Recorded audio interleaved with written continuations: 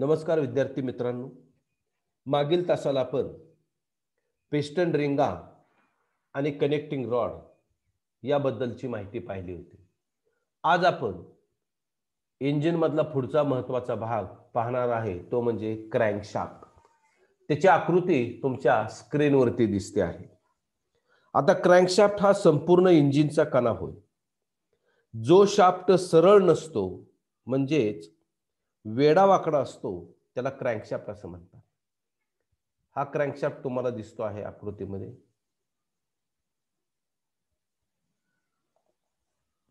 Piston व connecting rod यांच्या उभ्या गतीचे गोल गतीमध्ये रूपांतर करण्याचे काम हा क्रँकशाफ्ट करत असतो.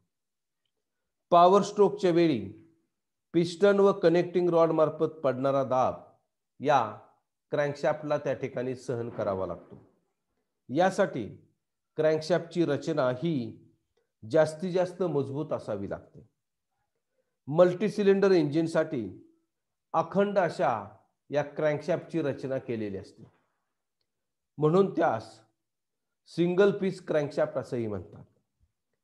लहान सिंगल सिलेंडर इंजिनमध्ये जसे स्कूटर असेल, मोटरसायकल असेल, यामध्ये क्रँकशाफ्ट हा 3 तुकड्यात बसवून नंतर एकमेकात प्रेस करून तो बसवलेला असतो. या प्रकारच्या क्रँकशाफ्टला बिल्टअप क्रँकशाफ्ट असेही म्हणतात. आता या मल्टी सिलेंडर क्रँकशाफ्टचे जे भाग आहेत ते आपण पाहणार आहोत. सर्वात पहिला जो भाग आहे त्याला आपण जर्नल असं म्हणतो.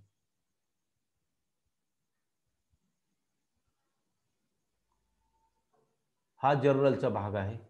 हे पहा इथं 1, 2 आणि 3, बरोबर. ह्या आकृतीमध्ये जर बघायचं असेल तर आपल्याला हा एक भाग दिसतोय जर्नलचा, त्यानंतर हा एक भाग दिसतोय दुसरा, आणि हा तिसरा. तर जर्नल म्हणजे काय, तर क्रँकशाफ्टचा जो भाग आधारासाठी सेल बेरिंगच्या साहाय्याने इंजिन ब्लॉकमध्ये फिट होतो त्याला क्रँक जर्नल असं म्हणतात. म्हणजे क्रँकशाफ्ट सिलेंडर ब्लॉकमध्ये बसवत असताना त्या आधारासाठी तो 3 ठिकाणी बसतो. इथं हा एक जर्नल, त्याला मेन जर्नल म्हणतात, हा मधला आणि हा कडचा. तर ज्या ठिकाणी क्रँकशाफ्ट आधारासाठी सिलेंडर ब्लॉकमध्ये बसतो सेल बेरिंगच्या माध्यमातून त्याला आपण जर्नल असं म्हणतो. त्यानंतर दुसरा जो क्रँकशाफ्टचा भाग आहे तो म्हणजे क्रँक पिन किंवा त्याला थ्रोज असं म्हणतात. ही क्रँक पिन. आता क्रँक पिन कशाला म्हणतात, तर क्रँकशाफ्टच्या ज्या भागावर कनेक्टिंग रॉडचं मोठं टोक बसते त्याला आपण क्रँक पिन म्हणतो. आता या आकृतीमध्ये पहा, तुम्हाला 4 क्रँक पिन बघायला मिळतील. हे आपण मगाशी पाहिलं जर्नल 1, 2 आणि हे 3 ठिकाणी तो आधारासाठी बसतो. आता ह्याला क्रँक पिन म्हणायचं. पहा, ही एक क्रँक पिन, ही दुसरी, ही तिसरी आणि ही चौथी. म्हणजेच या कनेक्टिंग रॉडवर, ह्या क्रँकशाफ्ट वरती 4 कनेक्टिंग रॉड फिट होतात आणि त्यामुळे हा क्रँकशाफ्ट 4 सिलेंडर इंजिनचा आहे आपल्याला लगेच ओळखता येतं. पहा, ही 1 नंबरची क्रँक पिन, ही 2 नंबरची, ही 3 नंबरची आणि ही 4 नंबरची. क्लिअर. तर ज्या ठिकाणी क्रँकशाफ्टच्या ज्या भागावर कनेक्टिंग रॉडचं मोठं टोक बसतं त्याला आपण क्रँक पिन असं म्हणतो. त्यानंतर पुढचा महत्त्वाचा भाग आहे तो म्हणजे वेब. आकृतीमध्ये वेब तुम्हाला दाखवलेले आहे. हा वेब. आता वेब म्हणजे काय, तर क्रँक जर्नल आणि क्रँक पिन यांना जोडणाऱ्या भागास क्रँक वेब किंवा क्रँक आर्म असं म्हणतात. पहा आकृतीमध्ये, पहा हे क्रँक जर्नल, बरोबर, आणि ही क्रँक पिन. ह्या दोघांना जोडणारा जो भाग आहे त्याला काय म्हणतात आपण, क्रँक वेब. ठीक आहे. आता क्रँकशाफ्टच्या गोल गतीस समतोल राखण्याकरिता क्रँकपिनच्या विरुद्ध बाजूस क्रँक वेट्स अथवा बॅलन्स वेट्सची रचना केलेली असते आणि क्रँकशाफ्टच्या समोरील भागावर टायमिंग गिअरसाठी जागा व मागील भागावर फ्लॅश दिलेला असतो. पहा, या ठिकाणी टायमिंग गिअर बसवण्यासाठी इथं जागा दिलेली आहे. हे इथं जर्नल चुकीचं नाव आलेलं आहे, जर्नल ह्याला असं नाव पाहिजे इकडं. आणि ह्याच्यावरती टायमिंग गिअर बसवण्यासाठी इथं जागा दिलेली आहे. त्याचप्रमाणे ही जी प्लायव्हील आहे, ही प्लायव्हील बसवण्यासाठी क्रँकशाफ्टच्या एका टोकावरती इथं फ्लॅंज दिलेली असते, ही आकृतीमध्ये दिसते, की ज्यावर तो प्लायव्हील बोल्टच्या साहाय्यानं फिट केला जातो. ठीक आहे. त्यानंतर या ठिकाणी तुम्हाला ह्या डॉटेड लाईन म्हणजे या क्रँकशाफ्टमध्ये होल दिलेले पाहावयास मिळतात. आता हे होल कशासाठी पहा, ज्या ठिकाणी क्रँकशाफ्ट आधारासाठी बसतो त्याला आपण क्रँक जर्नल म्हणतो आणि या सिलेंडर ब्लॉक मधून होल मधून ऑइल येत असतं. आता हा फिरणारा भाग आहे, त्याचप्रमाणे हाही फिरणारा भाग आहे, याच्यामध्ये कनेक्टिंग रॉडची मोठी बाजू आहे. तर ऑइलचं प्रेशर एवढं असतं की ते जे ऑइल आहे या जर्नल मधनं या क्रँकपिनला देण्यासाठी याचं हे ड्रिलिंग केलेलं असतं, म्हणजे होल दिलेलं असतं. त्याचप्रमाणे हिथं ऑइल येत असतं जर्नलमध्ये सेंटरला सिलेंडर ब्लॉक मधून, ह्या होलमधून ह्या क्रँकपिनला, या होलमधून या 3 नंबरच्या क्रँकपिनला ऑइल पुरवलं जातं. त्याचप्रमाणे या जर्नलमधून ह्या 4 नंबरच्या क्रँकपिनला त्या ठिकाणी ऑइल पुरवलं जातं. म्हणजे त्यासाठी ड्रिलिंग होल्स या क्रँकशाफ्टमध्ये दिलेले असतात. ठीक आहे. त्यानंतर पुढचा जो आपण भाग पाहणार आहे तो म्हणजे प्लायव्हील. प्लायव्हील म्हणजे जड चक्र. हे प्लायव्हील तुम्हाला ह्या आकृतीमध्ये सुद्धा दिसतंय सर्वांना. रिंग गिअर किंवा त्याला प्लायव्हील असं म्हणतात. हे प्लायव्हील आहे पहा. आणि त्याच्यावरती अशा एक रिंग गिअर जोडलेला असतो, आट्या असणारा. आता प्लायव्हीललाच जड चक्र असंही म्हणतात. हा एक ओथीव लोखंडाचा गोल चाक असतो. इंजिन क्रँकशाफ्टच्या मागील बाजूस असणाऱ्या फ्लॅंजवर डॉवेल पिनच्या साहाय्याने प्लायव्हील बसवलेले असते. फ्लॅंजशी नटबोल्टने ते टाईट केले जाते. म्हणजे इथं हा क्रँकशाफ्ट आहे, या क्रँकशाफ्टच्या फ्लॅंजवरती ही प्लायव्हील काय केली जाते, बसवली जाते नटबोल्टच्या माध्यमातून. क्रँकशाफ्ट व प्लायव्हील यांची अलाइनमेंट या डॉवेल पिनमुळे साधली जाते.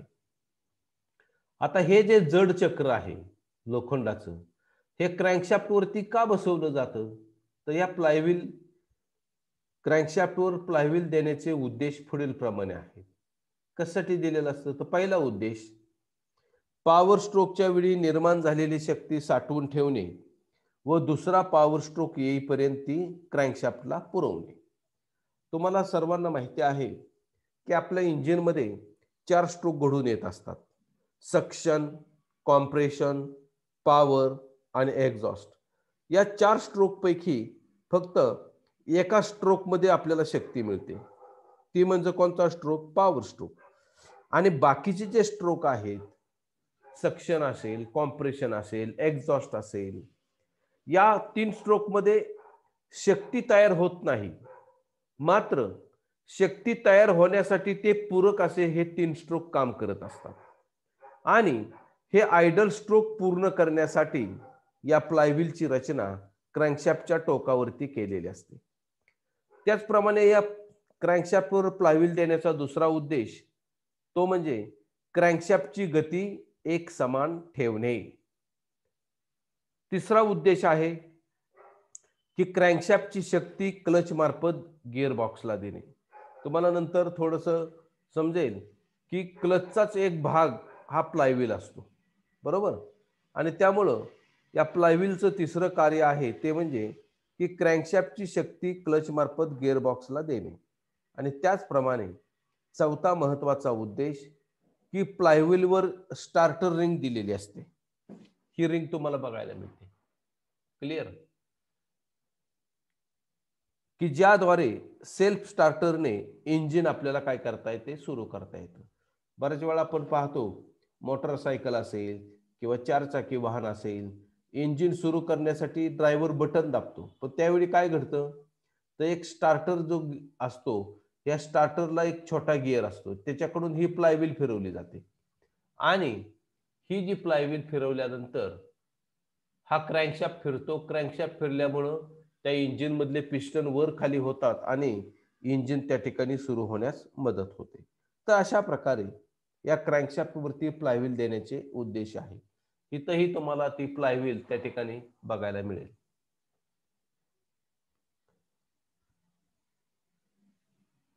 त्यानंतर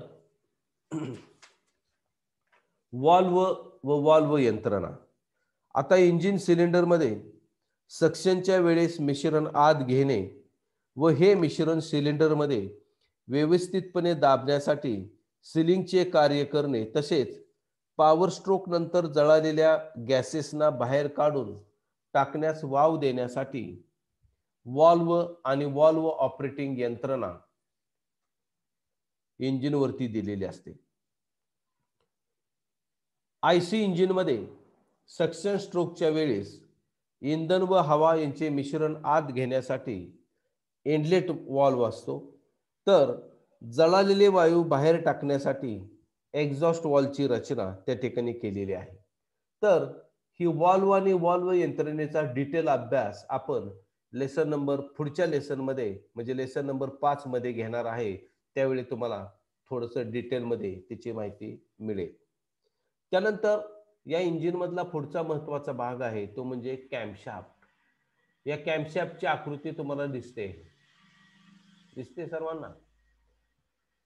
तर हा कॅम्पशाफ्ट कशासाठी असतो, तर फोर स्ट्रोक इंजिन मध्ये फोर स्ट्रोकची क्रिया पूर्ण होण्यासाठी वॉल्वची उघडझाप ठराविक वेळेस व ठराविक अंतराने व्हावी यासाठी या कॅम्पशाफ्टची रचना त्या ठिकाणी केलेली असते.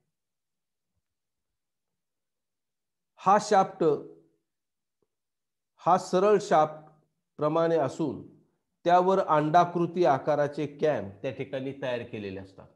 म्हणजे हा कॅम्प दिसतोय तुम्हाला, पहा, अंडाकृती आकाराचा. असे या कॅम्पशाफ्ट वरती कॅम्प दिलेले आहेत. पहा, इथं एक आहे, त्यानंतर हा दुसरा आहे, हे तिसरा आहे, हा इथं दिसतोय सर्वांना कॅम्प. तर हे अंडाकृती आकाराचे कॅम्प या कॅम्पशाफ्ट वरती दिलेले असतात. हा त्याचा कॅम्पचा एक व्ह्यू तुम्हाला या आकृतीमध्ये दाखवलेला आहे. तर अशा प्रकारचे हे कॅम्प द्यायचा उद्देश की त्याच्यामुळे वॉलची काय होत असते, उघडझाप होत असते. कॅम्पच्या लंबगोलाकार भागास कॅम्प नोज किंवा कॅम्प लोब असं म्हणतात. म्हणजे हा जो लंबगोलाकार भाग आहे हा त्याला कॅम्प लोब किंवा कॅम्प नोज असं म्हणतात. या भागामुळे वॉल्व लिफ्टर वर उचलला जातो. म्हणजे हा वॉल लिफ्टर तुम्हाला दिसतोय वर. आता हा सकल भाग आलाय, हा असा फिरत असताना घड्याळाच्या काट्याच्या दिशेनं हा लंबगोलाकार भाग फिरत फिरत ज्यावेळी याच्या खाली येईल त्यावेळी हा लिफ्टर काय केला जाईल, वर उचलला जाईल. इथं बाण तुम्हाला दिसतोय दाखवलेला आहे. तर या कॅम्पमुळं या वॉल लिफ्टरची काय होते, वर खाली हालचाल होते आणि या भागामुळे वॉल लिफ्टर वर उचलला जातो आणि वॉल्व उघडला जातो. आता फोर स्ट्रोक इंजिन मध्ये एका सिलेंडरसाठी 2 कॅम्प, एक इनलेट आणि एक एक्झॉस्ट वॉल्वसाठी असतो.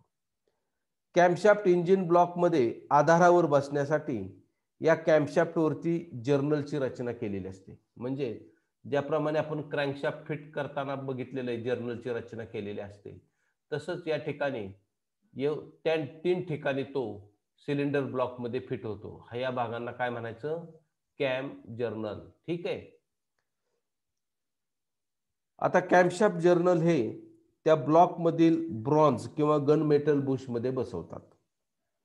पेट्रोल इंजिन वरील कॅम्पशाफ्टवर एक इसेंट्रिक कॅम्पची, हा इसेंट्रिक कॅम्प तुम्हाला दिसतो आहे, एका इसेंट्रिक कॅम्पची रचना केलेली असते आणि या इसेंट्रिक कॅम्प कडून एसी फ्युएल पंप कार्यान्वित होतो.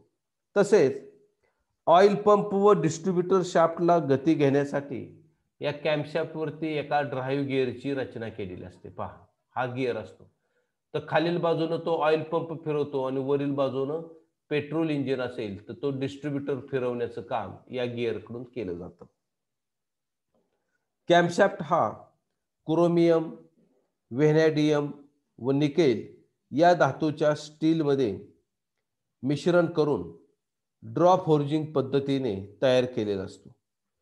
यावर असलेले कॅम लवकर झिजू नयेत म्हणून ते केस हार्डनिंग किंवा चिल्ड कास्टिंग करून तयार केलेले असतात.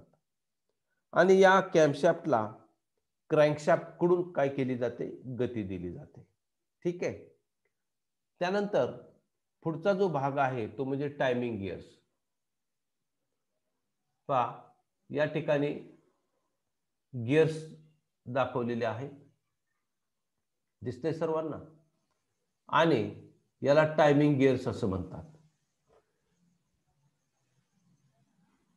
हा कॅम्पशाफ्टचा गिअर आहे आणि क्रँकशाफ्टचा एक गिअर असतो, ते चेनच्या माध्यमातून एकत्र जोडलेले असतात.